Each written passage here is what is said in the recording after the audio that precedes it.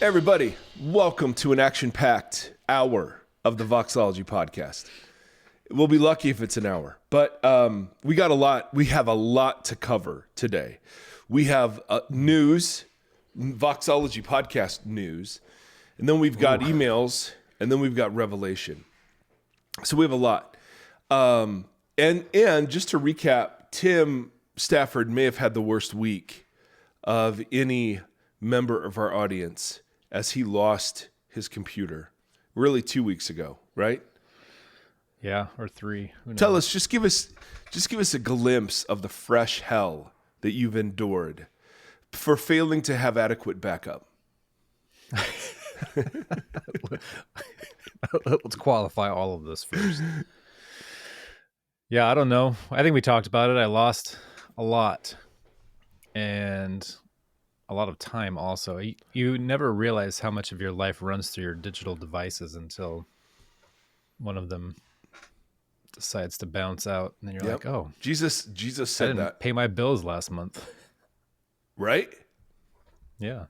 So, thank you for that deep exploration of how miserable it was. I've gotten to enjoy some of the depths of this. This was absolutely awful. And so, Tim, congratulations. You have earned a 1 hour backup security seminar from our mutual friend. So That's right. Congratulations for that. Ladies and gentlemen, first, I have to lead with this email. It's going to drive me crazy if I don't start with it. This gentleman writes, is there any chance that you blokes can stop sniffing into the microphones? It detracts so much from the quality of the content. Smiley face. Yes, I'm praying for sanctification in this area. So, so, just to emphasize, he put so with 1, 2, 3, 4, 5, 6, 7, 8, 9 O's. That's a lot. So is there any chance you blokes can stop sniffing into the mics? It detracts so that's S, right, with 9 decimal points from the quality of the content. And yes, I'm praying for sanctification in this area. Let me just throw this out here. First of all, I don't know the last time I was called a bloke, so I received that as a compliment. Secondly, Tim's cocaine habit has been tough to break. And so It is.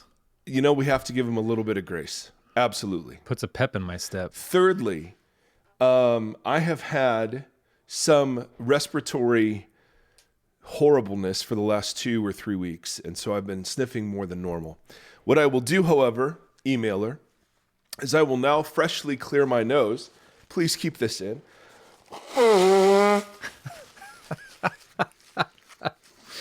So, no sniffs here. No sniffs here. Fifthly, B. I've been spending years cutting out sniffles and coughs and all that kind of stuff. But over the last 2 weeks or 3 weeks, I've been editing on a very small laptop. Makes it very difficult. So there's to a real catch all the reason. little... There's a real reason. Yeah, there is. Okay. Yep. Well, it's going to get better, ladies and gentlemen. Seth Erre has this wonderful new saying that he throws out. I don't know where he got it, but you'll ask him to do something, and he'll say, first of all, no. Secondly, yes. And then he'll proceed to... I love and respect that. Yeah. First of all, I'm not doing this because you asked me to do it. And then second of all, I'm doing it because I chose to do it. Just so that we're clear. So Tim, well done on the sniffling. I'm sorry it's gone by the wayside. We have had technical issues, even though I've made... That's right. This episode will have music on it again. And we haven't all had sorts music. of things. We're back. We are back. Nope. All right. Well, speaking of back... Here thus begins the Voxology news segment, and please do not fast forward this. If you are skipping past the banter, please do not skip past this next section because... Maybe too late. You should have led with that. Oh, that's true. That's true. Maybe on the episode, we can just put in the notes, don't skip the banter. The first and biggest piece of news I've got is that Tim is releasing a new album, baby. And it's called Misfit Tribe, which sounds... Well, that's the song. Oh, that's the song? Oh, sorry. Yeah, it's just a single today. The first single's out today. Today, ladies and gentlemen. So we're recording this on Friday. So by Monday, it'll have been out 4 days. And Correct. yeah, and it's called Misfit Tribe, which sounds like a Pearl Jam song, like to the core. How would you describe your musical style, Timothy? Tim does not know I was going to mention this, by the way. Tim does not. No. Self-promotion and Tim Stafford do not go very well together.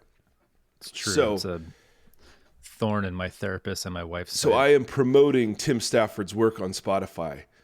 Misfit Tribe. And Misfit Tribe. what's the style? What would you say the style is? It's coming out of years of playing kind of folky Americana stuff. This one's a bit poppier and more upbeat. Still has some of those acoustic elements to it, but Did that hurt you to make that? nope. Okay. I actually made it years ago. I've been sitting on them for a while. Well, that explains waiting for my career to start, but now I'm like, well, All right. let's just put it all out. So this is a previous iteration of Tim that was poppy and upbeat. That's right. Okay, that's fair. That's This is totally fair. This wasn't quite my goth phase. Yeah. Perfect. All right, so that's first thing. First The thing. second thing is, If everybody who listens to this podcast listens to the song twice, I will make 25 cents, please, which I will put directly back into the podcast. aren't there farms in India that we can hire to just listen to it over and over and over again?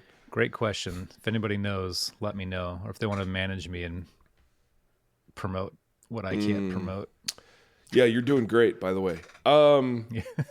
We also want to let you know we are a crowd-funded 501c3 nonprofit. And the reason we mention that now is because we do have some listeners who do tax planning and they do end-of-year gifts and all of those sorts of things. And we just are grateful for that. The last year, your giving and generosity and support. We don't do advertising. We don't do sponsors.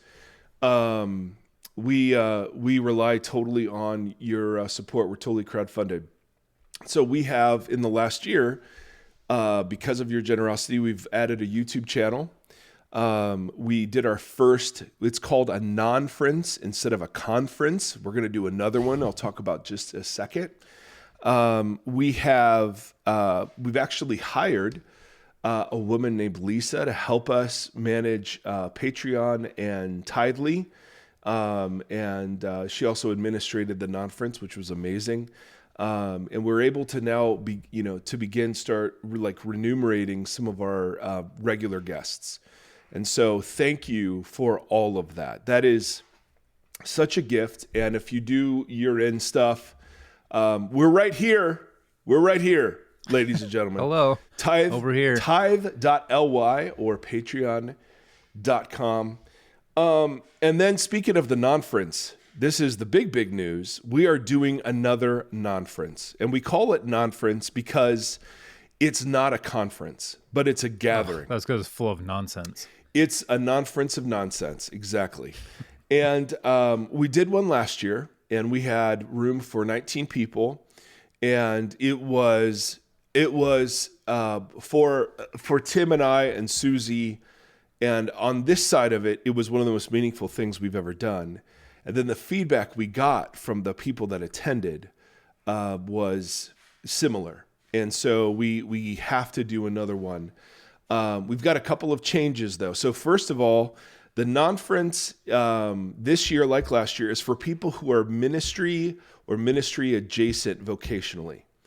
And there's a reason for that. Now, we're thinking about doing something for people who aren't in, quote, vocational ministry, and we'll get to that in a second. But for those of you who are, it could be a parachurch ministry, it can be a church staff position, it can be just you're dealing in a professional way with Christian things. This is for you. If you came last time, this is not for you. We love you. We adore you. We want to know how you're doing. But we want new people to come to this one. It is April 30th, May 1st, and May 2nd in Nashville, Tennessee. It's going to be at Journey Church, which is in Brentwood. You are responsible for getting there. And then we have a pay structure where you can pay whatever you can pay. So for some of you, you have budgets for events like this, and it's not a huge deal to be able to swing, $500 or $600 cost. For others of you, $50 is about all you can manage, and we have some very generous folks who will cover the rest of that. But we're not even going to worry about cost or price at this point. We just want to know if you're interested. The theme this year is going to be power in weakness. We're going to mail you Gombas's book. We're going to have you do some work ahead of time. We're going to have a spiritual director, a therapist, myself, Stafford, Gombas, Susie, and we're going to process. Last conference was really focused on, for those of us at the end of our pastoral rope, how do we engage as humans in vocational ministry without losing our humanity? This time we want to talk just a little bit about how it is that we resist the pull to be a superhero. How is it that we live within our finite limitations? How is it that God designed us this way and meets us in this way? How can we actually design ministry efforts to reflect the fact that we're limited and finite, and then there are all these biblical promises about God residing in our weakness. And so much of the American church is about residing in our strength. And so we're very, very excited for this. We have room for around 20 people again. We want to keep these relatively small and intimate. And here's what we would like you to do. If you are interested and can make those dates, would you email us at hello@voxpodcast, or right? That's the email. Shoot. I felt so smooth doing this little announcement. Hello. You were just I'm going. moving along there. hello@voxpodcast.com, which is our old, email address, but hello@voxpodcast.com. And then we're going to email you a questionnaire that we would like for you to fill out. Maybe do something all caps in the subject title so it doesn't slip through the cracks. Yes. Which is what? What do you want them to say in all caps? Non-friends. Non-friends. Yes. So email us, hello@voxpodcast.com. We will send you a questionnaire that's 3 or 4 questions that gives us a feel for your circumstances and whether or not we think that would be a good fit. Or you can just ask any questions, clarifying questions or whatever, because I don't want to take too much time to go over what it is that it'll be like. But it's a Tuesday, Wednesday, Thursday, and it's, I don't know, it was really great. So I highly recommend it. May 1st, 2nd, and then April 30th, if I put those in order correctly. So email us if you'd like more information or if you'd like the questionnaire to be considered. And again, it's going to be a pay what you can sort of thing. We'll come up with a precise cost, and if you're able to pay that, great. And if you're not, we have people who will help. So don't let that be an issue. And then we have gotten, over the last 3 weeks, we've gotten a significant uptick in email. And it's been amazing as we've sort of taken a little break, and we didn't plan on doing this. We were just taking a break from Revelation. We got into lament and disappointment with God and disorientation. I mean, you all have been so amazing at sharing your stories with us and how some of this material has hit you and helped you. And we're just absolutely, simultaneously thrilled that it was relevant and sorry that it was relevant. Right. Because some of these stories are just absolutely heartbreaking.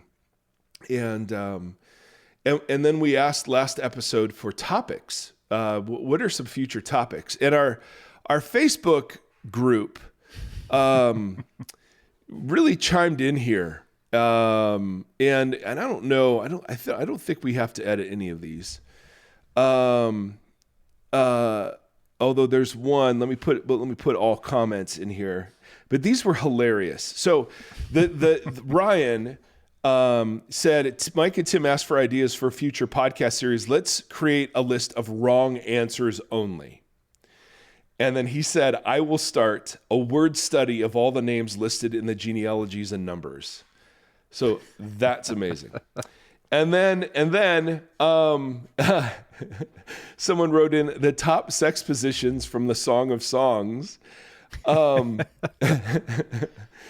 to pass the time while stuck in a well or cistern. That is a deep cut for Barb. That was amazing.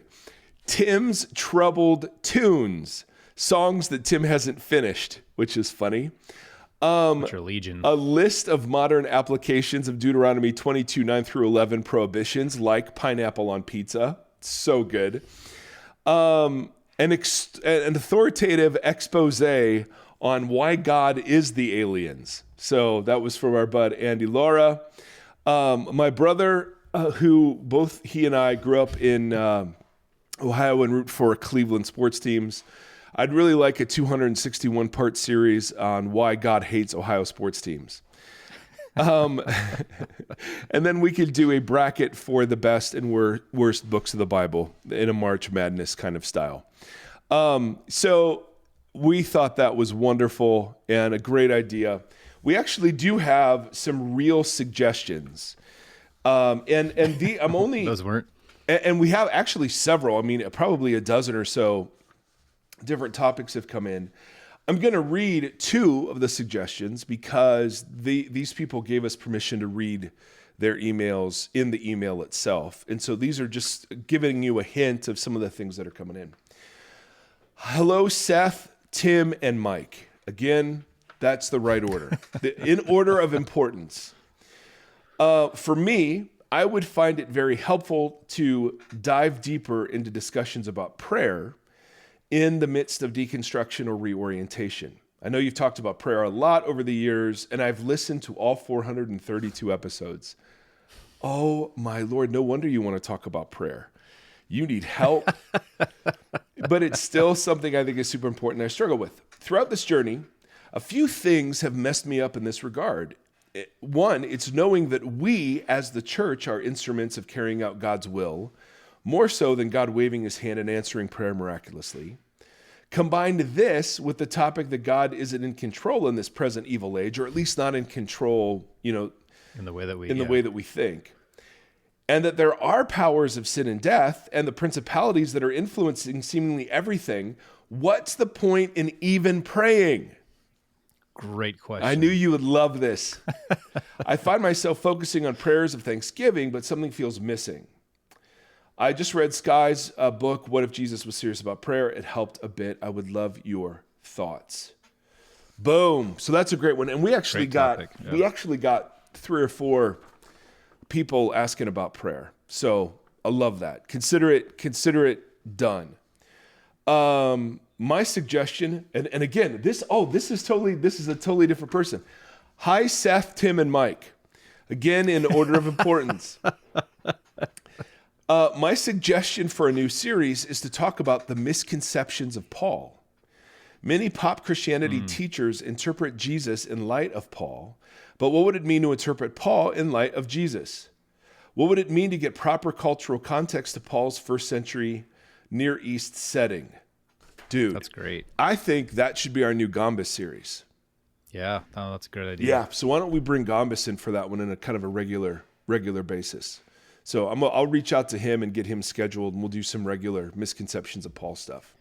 The prayer thing too. We were talking a little while ago about doing a mini series on spiritual disciplines. Yes. And things that we've kind of taken for granted over the years, like communion, prayer, baptism, fasting, whatever. Yeah, all that kind of stuff, and kind of really getting into what the purposes behind those are, or why, the whys and the hows and the whats. Yeah. Which I think would be kind of fun and helpful as people are coming out of deconstruction or disorientation. Yeah. Trying to reorient themselves. Yeah, absolutely. Or disorientation with 2 S's. So I was dissed too much. I was dissed too much on a track. Yo, oriented Disability to get disbred. There you go. All right. I think money up. After we do Revelation, I'm cooking up. I'm percolating, Tim, on a series just about what it is to be human. And like to be limited, to be finite, and like prayer comes into that, mental health comes into that. So I think I want to do some stuff maybe out of Genesis 1 and 2 on what it is to be human. and then expand that into how it is that Christianity, at least the way I inherited it, and ministry, the way I inherited it, is dehumanizing. Yep. I love, Totally. I think there's a lot there to talk about. So I think prayer fits in there because part of what praying is forcing us to ask for help.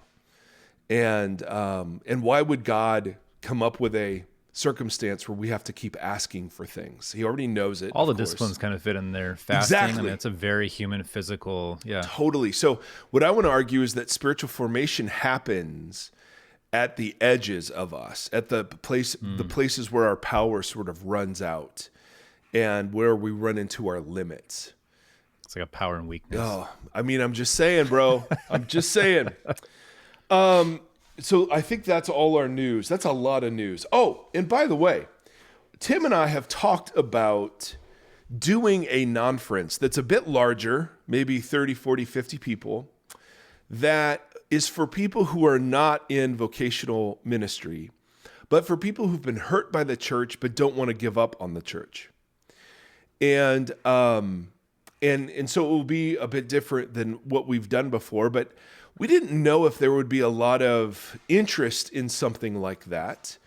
And so if there is interest on your part for something like that, can you write an email to us that just says church hurt and at hello@voxpodcast.com. And if we get a lot of interest, I think that's something we could put together maybe over the summer. I also think it's important to distinguish that the non-conference is, the main reason it's called a non-conference is because it's very opposite of any conferences you may have attended in the past. So even with the listener, with the non-vocational folks who have been hurt in church, this isn't going to be like a... Yeah, we don't bring in, thank you, Tim, we don't bring in speakers. We actually process as a group together. We actually do some group therapy, and there are blocks of content, but it's not talks. This is like wrestling as a group together around different things. Yeah. So, yes. At least from our previous experience is very heavy, very emotional, and all in good ways of people really just leaning into each other. And so, it's a little taste of what we all want. As somebody who's gone to a bunch of Christian conferences in the past, just want you to know it's not. It's a non-conference. Yeah. All right. Got another email here that just sort of encapsulates some of what we've been talking about the last 3 weeks. Hey guys, just a note to say that the disappointment with God episode blew my doors off. So first of all, what a metaphor. Secondly, no. I had always struggled with the whole John the Baptist thing and Jesus' response to John's disciples.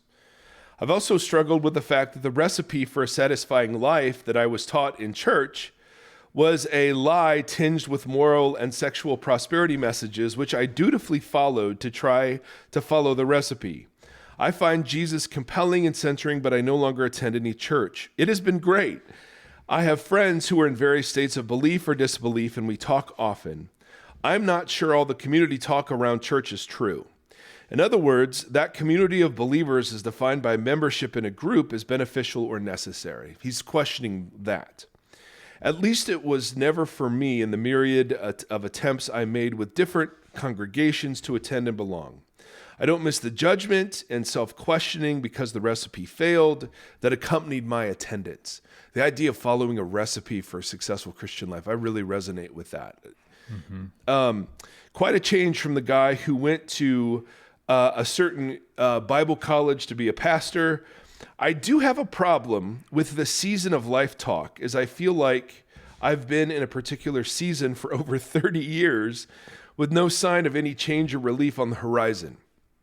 Mm-hmm. I think we often skip over people like Naomi, who lost her husband and sons and wanted to be called bitter. Mm-hmm. Equally, how about all the faithful Israelites who suffered and died through no fault of their own?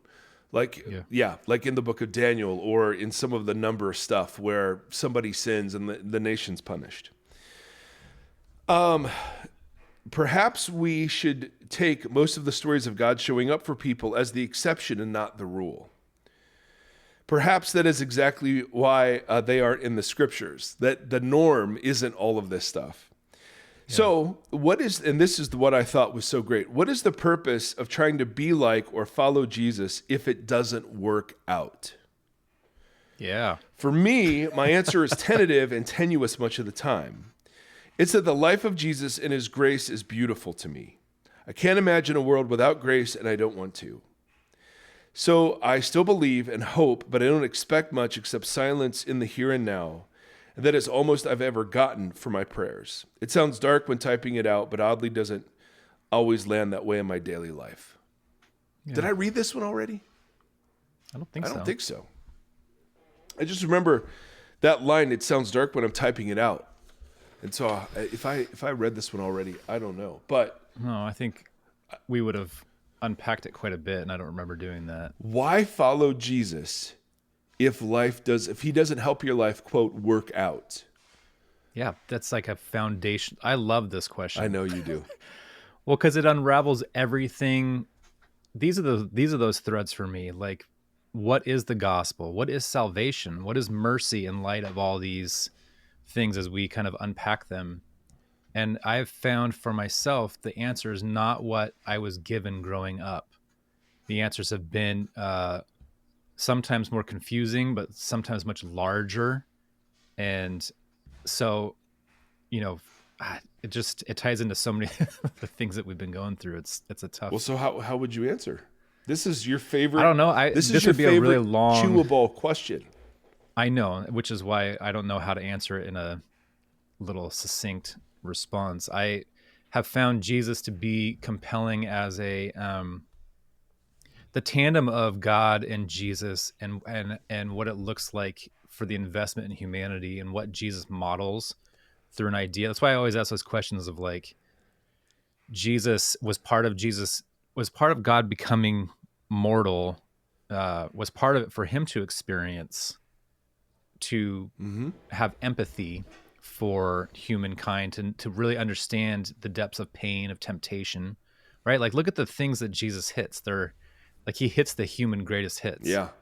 It's like, what does it mean to be tempted? Yeah. Well, I'm going to deal with that. Yeah. What does it mean to be ostracized? Well, I'm going to deal with that. What does it mean to lose? I'm going to do that. So he really hits the human, the real big ones. Yeah. And then doubt, or whatever you want to call the garden, with his prayer of if this cup can pass, like he really hit all those human things. And so I find that if he is the model, we focus on like this sinless, like, well, God was sinless and da-da-da-da. It's like, what does that actually mean? And then what would be the point of it? Right.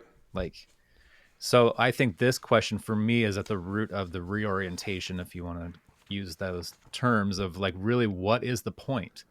And if the point is just like join the club for grace and good times, well, as this emailer has shown, that's not the case. Yeah. So there is something to, watching the devastation in Israel and Palestine, like I'm on a daily basis wrestling with goodness and grace and what is the point and what is happening and why and how does God sit by and watch this happen? But there's no direct answer for it, but there is, like, it provokes me to ask larger questions about what is the purpose of this human experiment and what is our part within it. And so those aren't answers, but they're just like those questions that listener was asking are the ones that provoke me forward. Totally. Not backwards. Like I find these kind of questions, and I know this is not the case for everybody, but I find these kind of questions encouraging because they do push me out and up, rather than back. Further up, further in. C.S. Lewis. That's right. Yeah, I love that what this gentleman took from that piece of content was, yes, here are people that followed the recipe and it didn't work out. Mary, you're going to be Mother Messiah and a sword is going to pierce your own soul. Jeremiah, you're going to be a prophet to the nations and no one's going to listen. Moses, you're going to lead people to the promised land and then die within sight of it. David, you're going to solidify Jerusalem as the home, my home, but you can't build the house for me that you want to build for me. And they followed the blueprint. They followed the recipe, and it just didn't work out. So why follow Jesus? That is absolutely brilliant. And I think his answer, I mean, I love that he says it's tentative and tenuous, but it's been there for 30 years. And that is, as Rachel Held Evans said, this is the story I'm willing to be wrong about. Yeah, that was a big one for me. Yeah. This is the story I want to be true. Yeah. And I'm unashamedly wanting this to be true. No question. I also think it's true for other reasons, but my hope for its truthfulness outweighs dramatically my certainty that it's true. Right. You know what I mean? Yep. So, yeah, I find Jesus compelling, but I find that the arc of the biblical story captures all the stories of all the civilizations everywhere. Yeah. And there are other great stories that capture all the stories of everyone everywhere. But this one just has relevance and resonance with me. The creation, fall, redemption, restoration sort of arc just is like, yep. It's just so fascinating, like the things you just listed, that we ended up with a prosperity gospel out of that. Totally. And that's his point. I mean? Like, it's just when have you ever held up like Naomi as biblical womanhood? Yeah. Right. Yep. Who'd be another great scoundrel for biblical masculinity? I mean, maybe Jacob. It's like, and he's right. And even in the Hall of Faith, right? The Hebrews 11 is this very famous. It's called the Hall of Faith because the writer keeps going, by faith, so-and-so did this, and by faith, so-and-so did that. And then there's, at the end of that chapter, there's just listed like nameless others who died by the sword or were persecuted or martyred who we've never, ever heard about. And it didn't work out, quote unquote, for them. So does following Jesus work out? Well, if by work out we mean what Americans mean by work out, then no. No. And we're actually preaching a false gospel when we make promises that the hole in your heart will be filled, that your afflictions will be cured, that your bank account will be restored. Jesus, I don't have any issue with Jesus healing and blessing people, but to make that the basis of belief just leads directly into recipe making, and recipe making leads directly into disappointment with God. There's something wrong with me, or there's something wrong with God, and that's just, neither one of those is true. So, well said, emailer. I think following Jesus works out, but it works out in a far different, and I think ultimately more beautiful way. It's like my son Seth working out. If you would have said, hey, let's have a kid with Down syndrome, and let's say that, we were talking to a family last night. Seth had a choir concert. We broadcast this a little bit on Instagram, and he was looking very handsome. Which, if you haven't seen that, you should go check it out, because Seth, I don't know, he clicked into something on that video in particular where he like all of a sudden was a teenager, and like, you know what I mean? It was hilarious. He's a teenager, very diplomatic. And, yes, and then he starts praying, and he's got like, but he's praying like he had like these motions with him this time. Where he was like, dude, totally. That poor kid has watched too many videos of his dad. That's the thing. But like, what? And we were talking to a parent, a dad who has a little girl with Down syndrome, and you're like, that day, whenever you find out, the dream you had for your family dies. Whatever working out means for your family, like your kids are all going to college, they're all going to be self-sufficient, they're going to have families, you're going to get grandbabies, right? But what comes in its place is harder, more painful, and more beautiful than what working out would have meant without Seth. Yeah. You know what I mean? So it deepens and broadens, and I think you're right. I think that's a great example for that. And then plus too, like when we were talking about the powers and principalities stuff with Gombus, and I asked him if it was like the Joker from the Dark Knight, when Alfred gives that speech to Bruce about how some people, they don't want anything, they just want to see the world burn. Yeah. Like these agents of chaos.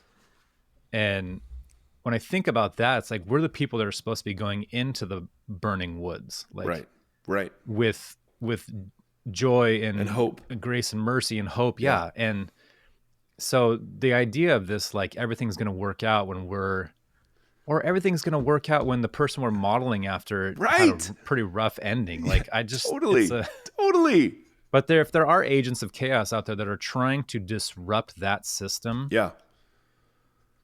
I don't know. I mean, Yeah. it makes a lot of sense that this is not a red bow. Well, and narrative. that's why deconstruction can't be spoken of as purely a negative phenomena.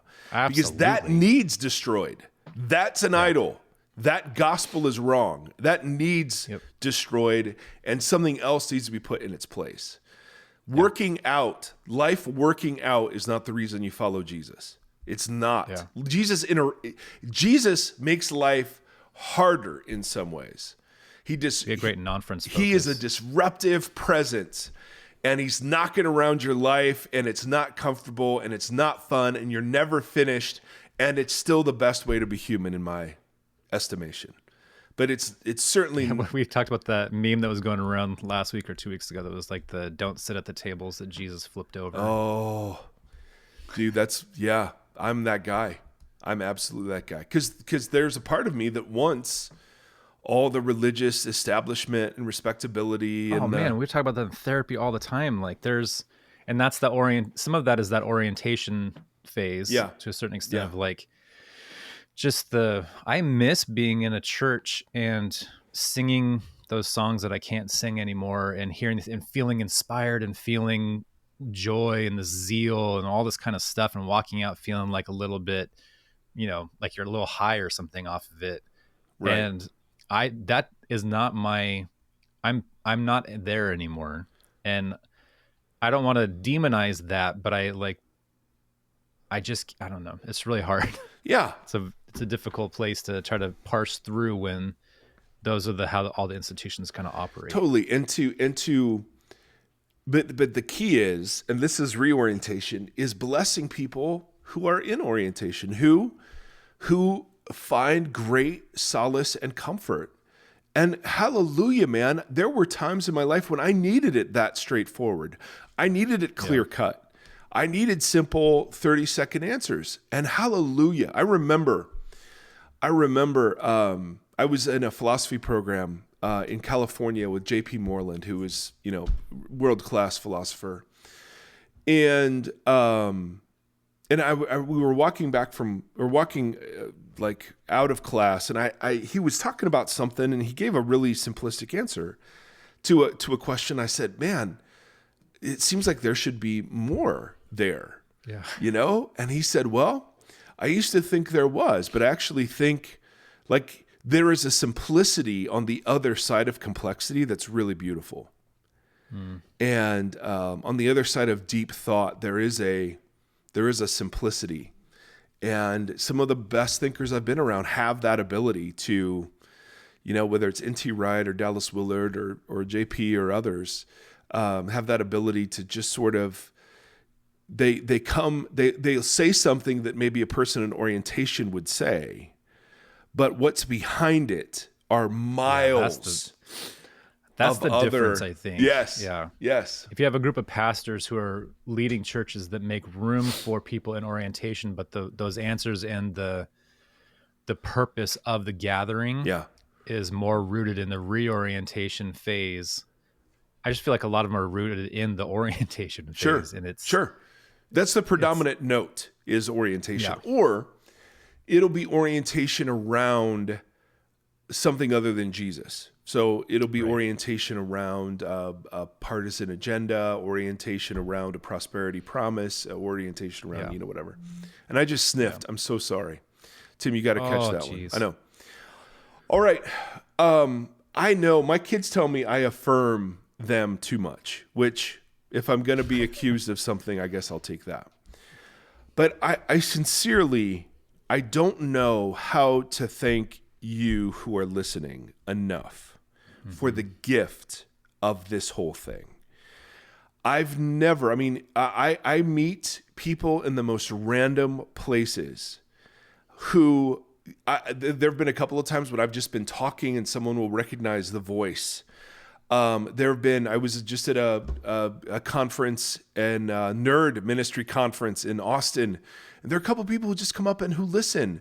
There was somebody in our church who's like like older relative got them turned on to the podcast or what. I mean, it's just amazing. It's surprising and it's amazing. And thank you for the great privilege. We are not entitled to this. We do not take this for granted. I am shocked. No, we are continually blessed by this. Yes. I just have to say thank you. And so I really do. I don't know how to express it beyond words, more than words. But in all sincerity, I mean, this is incredible stuff. So we're just so honored. We have a interview next episode with John Mark Comer. And so we'll be talking about spiritual formation and practicing the way of Jesus. But before we get to practicing the way of Jesus, let's talk about revelation in the way of Jesus. So here's how Revelation ends. All right. Excuse me. Spoiler. It ends. We win. So depends on who we is. So Revelation ends with new creation. But to get to new creation, we have 2 battle scenes and 2 judgment scenes. And so we have a first battle scene, a battle scene, and then a judgment scene, and then a battle scene, and then a judgment scene, and then new creation. And so, starting all the way back, we've talked about this as an apocalyptic, prophetic epistle that would have made sense to its original audience. Lampstands are churches. The lamb, the slain lamb is the Lion of Judah, is the predominant image of Jesus, and that's the revelation. That is the revelation, that God conquers this way. Beasts are nations. Dragon seems to be some sort of spiritual being. Babylon is this cyclical reincarnation of civilization opposed to God. The day of the Lord is God's response cyclically to the Babylons of the world. And so we've looked at the 7, the 3 7 cycles that end with each the day of the Lord. And we've talked about how the Babylon to them would have been Rome, and how Rome gets called out by name. A woman sitting on 7 hills would have, that's as obvious a clue as if I would have said, hey, the country with the Statue of Liberty. You'd know exactly who that is. And now we're going to get the day of the Lord for the final time. So we've had the day of the Lord against that Babylon. In 17 and 18, we get the day of the Lord against that Babylon, right? The merchants are mourning. The provinces are mourning. The world is mourning the destruction of Babylon in Rome's instance. But now we get kind of the final battle.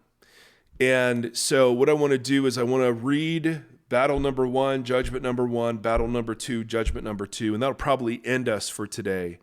But then there are 2 images of judgment that are present here that I want to then expand upon. One is the lake of fire, and one is being left outside the city. And so we're going to spend some time on both of those, not this episode, but the one after John Mark, just in time for Christmas.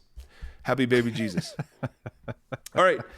So we have read this part of battle number 1 before. This is the Mark Driscoll, and he just was all over social media again quoting this, that Jesus came the first time meek and mild. Jesus is coming next time with a sword. And he came in mercy, and now he's coming in wrath. And Driscoll, of course, is yelling and scowling, and the man is so clearly damaged and psychotic in his interpretation of these readings. And I mean that with full awareness of those words. He just is not. He's just not okay. There is something deeply, deeply wrong.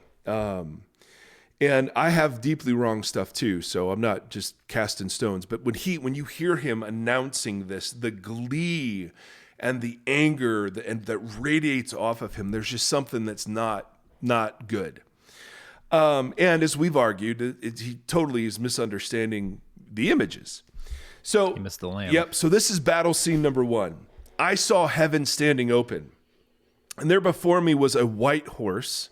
White this whole time, right, is symbolic of the work of Jesus. Purity, righteousness, whose writer is called faithful and true.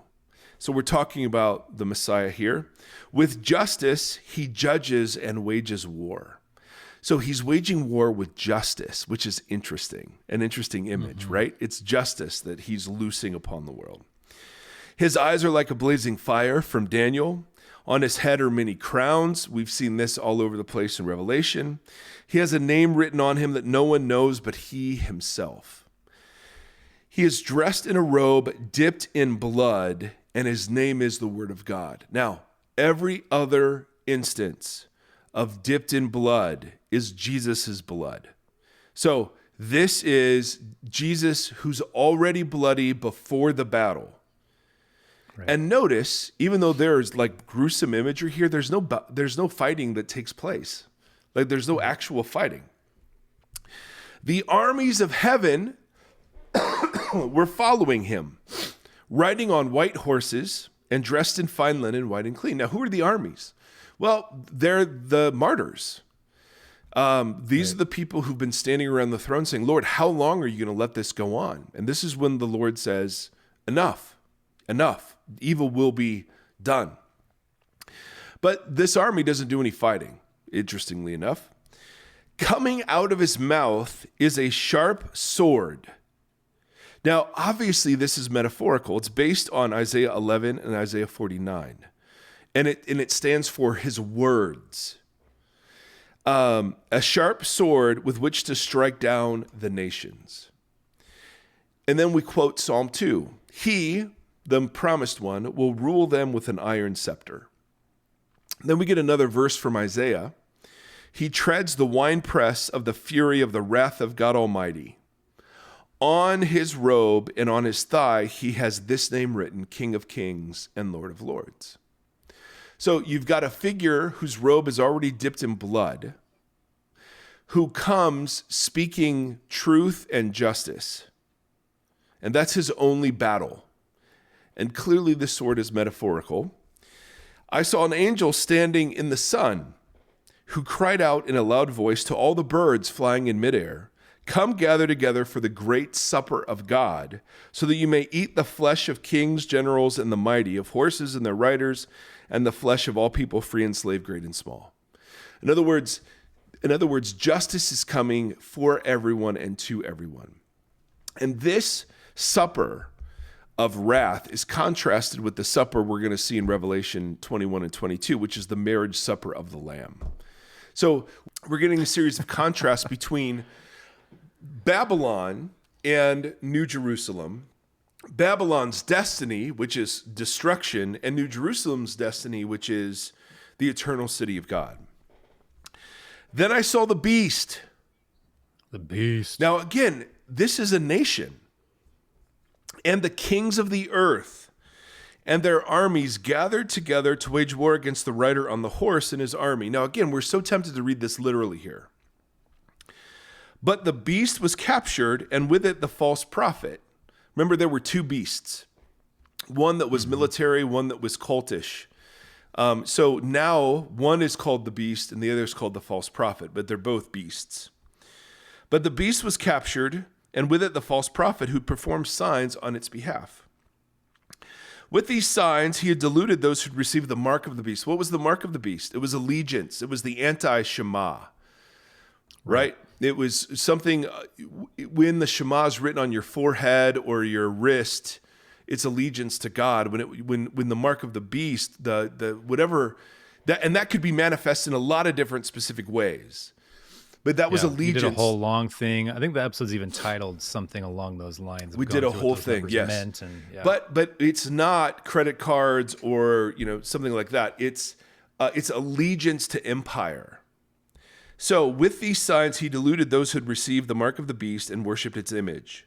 Now, the beast and the false prophet were thrown alive into the fiery lake of burning sulfur. What does it mean for a beast who is a nation to be thrown into the fiery lake of burning sulfur? That's a question we're going to wrestle with in a couple of episodes.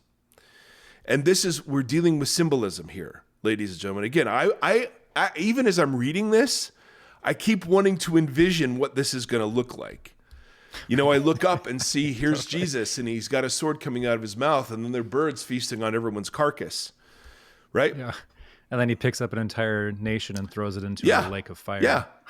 And maybe here the beast is the spiritual personification of empire. Maybe it's a spiritual being at this point. I don't know. But every reference to beast up until this point has been nation. It's straight from Daniel.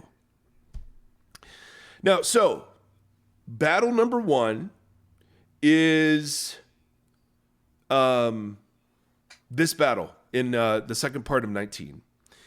And then notice this ends with the 2 beasts thrown into the fiery lake of burning sulfur. The rest were killed with the sword coming out of the mouth of the rider on the horse, and all the birds gorged themselves on their flesh. Okay? That's nice. I think Jesus wins that one quite handily if we're keeping score at home. Now, here we get judgment scene number 1. And I saw an angel coming down from heaven, having the key to the abyss. All right, so we've met the abyss before. A synonym for that is the sea. Remember, the beast comes out of the sea. This is treading on Genesis imagery. And holding in his hand a great chain, he seized the dragon, the ancient serpent, who is the devil or Satan, and bound him for 1,000 years.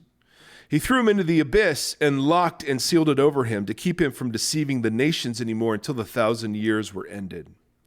After that, he must be set free for a short time.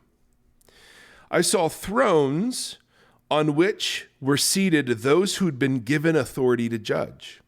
And I saw the souls of those who had been beheaded because of their testimony about Jesus and because of the word of God. They had not worshipped the beast or its image and had not received its mark on their foreheads or their hands. They came to life and reigned with Christ 1,000 years. The rest of the dead did not come to life until the 1,000 years were ended.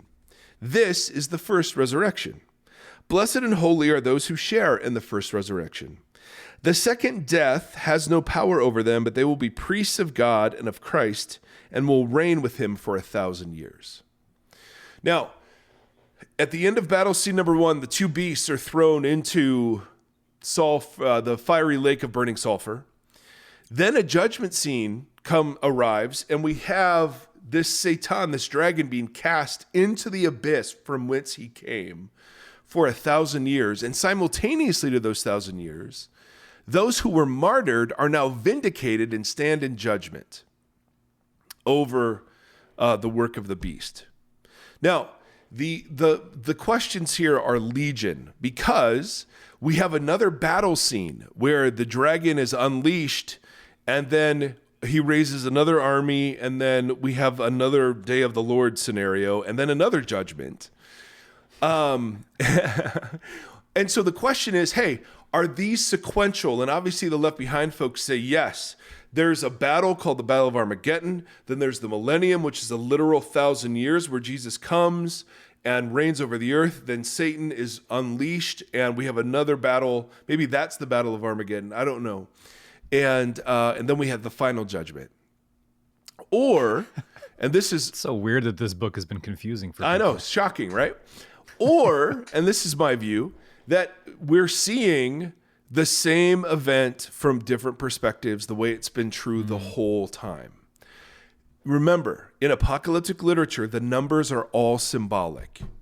So 3.5 years, 7, 12, 144,000, 1,000. These are all symbolic numbers. The amount of ink spilled over, 4 verses? 6 verses in the millennium. Blood. Theological systems split over these 6 verses. It is so, in my non-professional opinion, it is so ridiculous that I mean, you talk about missing the forest for the trees. Here are 6 verses that are clearly symbolic by their genre, like indications. And yet we're going to literally just start arguing over this. It's absolutely insane to me. So whatever your view of the millennium is, whether it's amillennial, premillennial, postmillennial, or I just don't think it's about millennial. Yeah. Any of us millennials. that would make this a litmus test, I mean, we're preaching false. It's just not. It's 6 verses. And the fact that we know more about that and the rapture and the Antichrist, which aren't even in Revelation, just says how jacked we are. I mean, really. So and this wild. Is me too. I mean, I swallowed this when I was in college, man. A book came out. It wasn't Late Great Planet Earth, but it was a book like that. It was about how prophecy was going to come true. And I was totally swept into it. Loved it. Yeah, well, yeah, it's all mysterious and yes, break the code and yes. I just like before we talk about this in 2 weeks, like some things that I think that I'll be wrestling with are, what does it mean to unleash justice? So what does justice mean? Yeah. And what does that mean within that, outside of our normal responses, and then also within a highly symbolic text? Yep. What does that look like? And when some of those things are bound up, what does judgment look like in tandem with justice? Yeah, just wait. And so I think those are interesting things to wrestle with.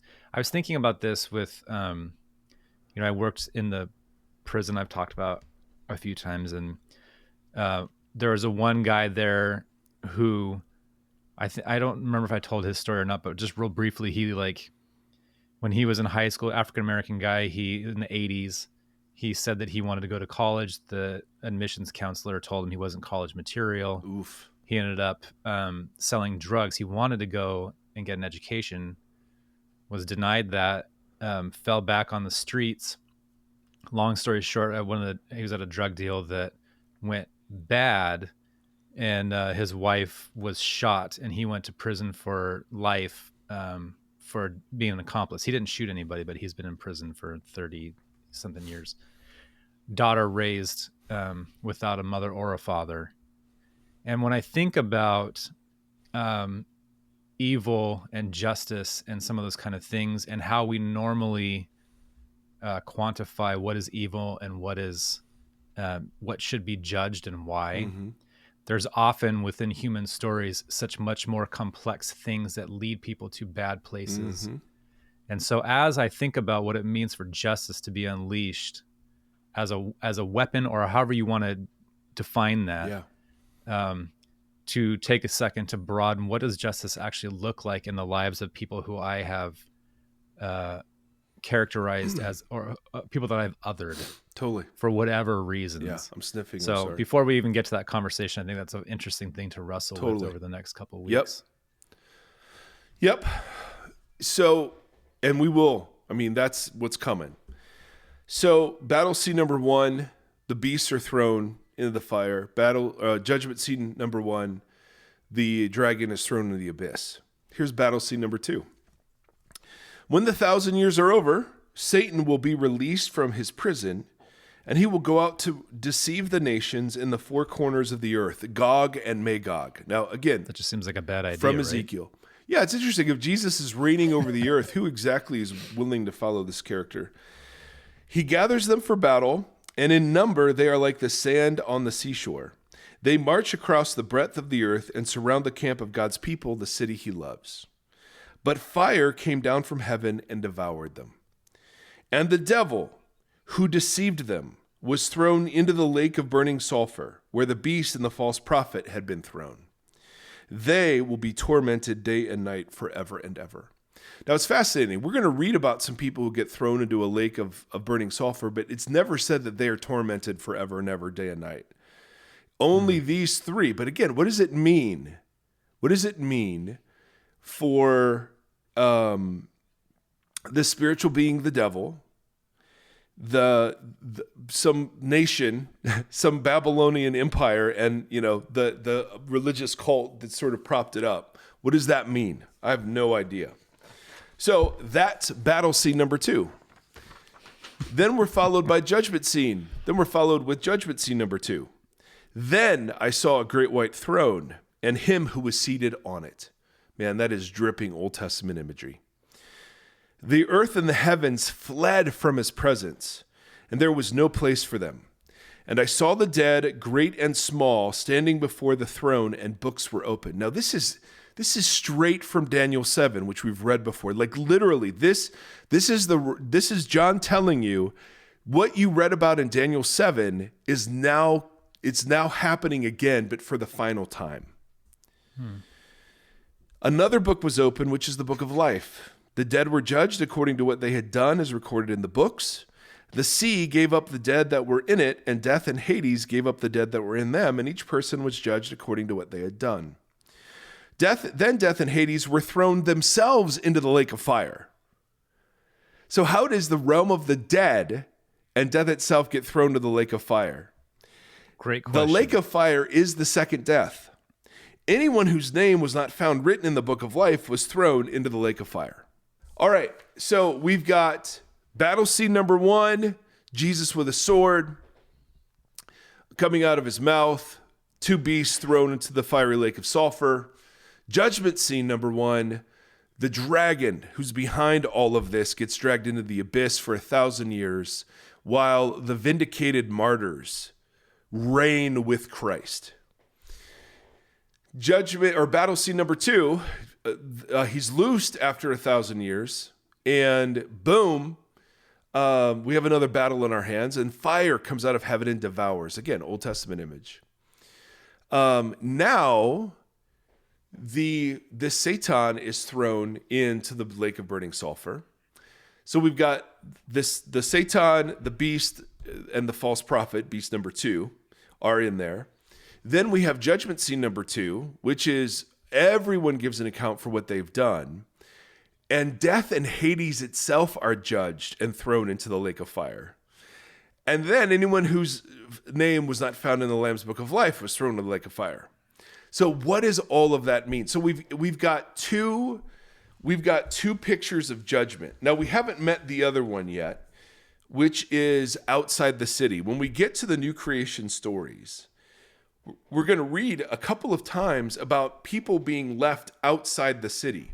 And again, this is where we can't push what is clearly symbolic and imaginative into these literal places. It's just that's not the kind of literature we're reading. The literature we're reading simply says this: Jesus will return and all opposition to him will cease. Even in the spiritual realm, all the evil will be destroyed. And the lake of fire image is a lake of, that's an image of destruction. That's what we're going to see in a couple of weeks. It's not a lake of perpetual torture. It's an image pulled from the Old Testament that speaks of something that has been destroyed and is done.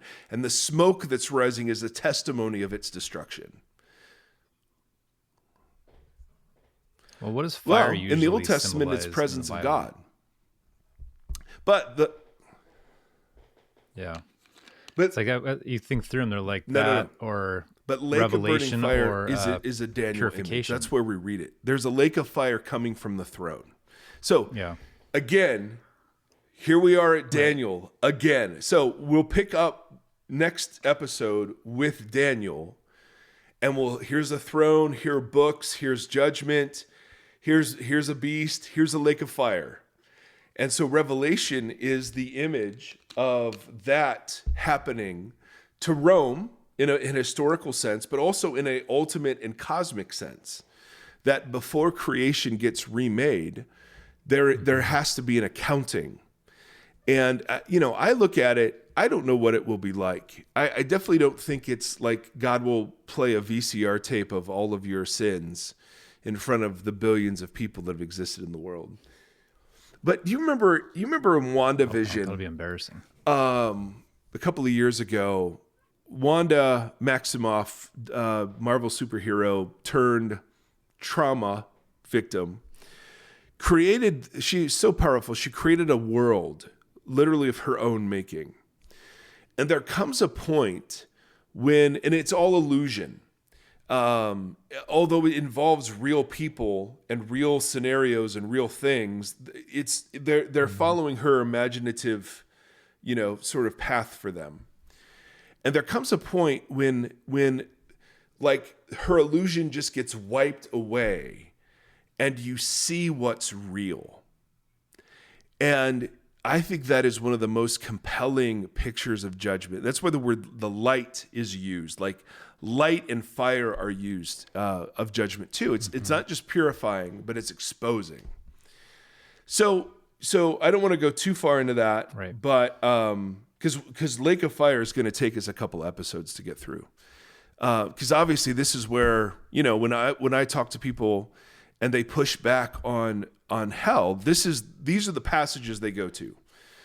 Revelation 14, Revelation 20. Totally. And they say, look, it's forever and ever, and it's torment, and it's day and night, and people go there. So, it's on you to explain that away. I just can't not hear the Meat Puppets song, or probably most people know it more from Nirvana Unplugged. The "Where do bad folks go when they die? They don't go to." You remember that song? They go to a lake of fire and fry. See him again till the 4th of July. Well, Tim, that just speaks to so much of why you are the way you are. and we absolutely love you. No, I've never heard that one, and you never listened to the Nirvana Unplugged record? Nope. You know what? I know you're gonna hate me for this. I feel your judgment and scorn already. I didn't like Nirvana that much. I liked Pearl Jam. So if I had to pick, I liked Eddie Vedder over Kurt Cobain. I'm sorry. Smells Like Teen Spirit was a great song, and it really did kick off a movement, no question. And that their first album, Nevermind, was incredible. But I mean, I don't mean to speak blasphemy, but I never liked him live. Didn't ever wanted to see him in concert. Sorry, man. PJ. I know. This might be the last Vox podcast you ever hear us together. So, Tim is... Pearl Jam was my favorite, but Nirvana is Nirvana. I'm not denying their genre-defining awesomeness. But their Unplugged was arguably the best Unplugged of all. I don't know, man. PJ's Unplugged. And better PJ's than Unplugged was pretty freaking awesome. State of Love and Trust, Unplugged. Come on, bro. Come on. I respect you. I mean, Tim, you're way more musical than I, and your musical catalog is much vaster, so I respect your opinion. Absolutely. But I'm not going to go out and listen to Nirvana Unplugged. Sorry. Oh! Sorry, man. So, on that sour note, ladies and gentlemen, thank you for tuning in. We had news, we had emails, we had revelation. God bless us, everyone. Hey, what's your least favorite Christmas song? Because I know what mine is. That's very hard to pick. Exactly. I couldn't pick. I could make you a list of songs I don't want to ever hear again. Are they the classics? Like here, I don't like Last Christmas I Gave You My Heart, but the very next day you gave it away. There aren't many songs that make me want to hit something with my car. Is that from the movie? Is that from? Isn't that George Michael or Wham or something? What was that? Love Actually. I've never seen the song that he records. Never in that seen movie? it. Don't stop. There you go. And then the other one is what was the Beatles one? Happy Christmas, War is Over. Yes. Barf Vader. Give me just a couple of, I know you hate the whole season, you hate the baby Jesus, but what what are a couple that you just hate, Tim, that you hate? Oh man, I don't know. They keep playing. I'll tell you one I really like. I love the Run DMC song. Okay. Oh boy. And I've always liked Silent Night. That's solid. Or Go Tell It on the Mountain, or Oh Holy Night. Bro. Like I did a whole Wanderer episode on Oh Holy did. Night. And that song will make me cry probably most times. It's just musically, it's a hit. I like O Come Emmanuel. I like the longing of that. There's some songs something just came on the other day, and I was listening to it, and I was like, God, the theology of this is so bad. And it was a church Christmas Santa staple. Claus is coming to town. Exactly. Frosty the Snowman. What was I don't remember. Yeah, I can't remember. I was reading the captions as it was playing, and I was like, this Yeah. is not. I don't think this is this is appropriate. That's, to you sing. know, anyway, I don't know what brought that up. I was just looking at your face going, I bet you hate some Christmas. Nothing says Christmas like this. Oh man, I'm going to a Christmas party tonight. So it's after this. So it's a charcuterie. Okay. Everyone has been assigned a different charcuterie board, and ours was Les Incompetents from Home Alone, when she's like, "You're what the French call." You don't know Home Alone never watched either? it. Shut No. your mouth. No. Oh my gosh. Okay. Or two or three, or how many are there? The first one's really the only thing that matters. I've never watched Home Alone. Oh my gosh, it holds up. It's a wonderful film. It's a You should wonderful watch film, it probably really. right now. Really, it's a wonderful it film. is. You're going to call it a film? Yeah. Well, then the rest of my explanation for our charcuterie board will not make sense. So sorry, because you were like quoting French to me, and I'm like, I don't even know what that is. I'd bring olives and cheese, probably. Well, we figured everybody's gonna be doing that because that's a normal charcuterie. So we're like, I was trying to think of what for Home Alone, for that scene, he's upset. It's before he gets left home alone, and he only likes cheese pizza, and everybody else cheese pizza, and it causes this huge fight. So I got these little cheese bagel pizzas. I'm making a charcuterie board of cheese pizza and Pepsi with that French name. Nice. Okay, that's smart. Yeah, and I got some. I'll send you a picture of my outfit for tonight because it's pretty good. Okay, so you like Christmas. You like the baby Jesus. Yeah. You're going to a Christmas party. Okay. Yeah. All right. Will you have fun? Probably. I mean, it's all good friends. I don't know how fun because it's Christmas. That's an important distinction. That's a good point. That's a great point. All right. Sorry about that last 6 minutes there, guys. I don't know what happened. All of a sudden, I forgot we were recording. Everybody just blast Mike on Home Alone. No, it's fine. It's fine. You can't. Listen, I'm old. I'm cemented, and I'm good. I like. Yeah, and Gen X, which is Home Alone and Nirvana. I like Pearl Jam, and I like A Christmas Story, or The Christmas Story, whatever the Cleveland one is. Did you watch the new Heck one? Yeah. Dude, it actually wasn't as horrible as I thought it was going to be. I actually had just a little, because they filmed the original one in Cleveland, on Cleveland Street, or was it? I don't remember. It was, but I thought they filmed it in Ohio, and I think it's an actual house you can go to in Cleveland. And that was my childhood, like not that far back in the 30s and 40s, but like. That movie. Yeah, Christmas was just magic. I mean, and you would just have all the things in the snow, and you'd be dressed and bundled so tightly you could hardly walk, and if you fell, I mean, it was just great. So I've always loved that one. No one else likes it. I can't believe you've never seen Home Alone. I haven't. Tim, this shouldn't surprise you, dude. You have such a cultural, pop culture catalog in your brain. Yeah, but this isn't like a deep cut. You're constantly throwing stuff out, and I'm missing it. I don't even know these are references. Oh, I just do those for me. And then those there are. Yeah, I gotcha. Yeah. Oh, we're still recording. All right. Well, yep. That's what Tim and I talk about. Until next time, friends. I gave you my heart. The very next day, you gave it away. This year, to save me from tears, I'm going to give it to someone special, Tim Stafford. Where do bad folks go when they die? By and by. They don't go to heaven where the angels 4th of July. They go to a lake of fire and fry. You will see them again on the 4th of July. Amen.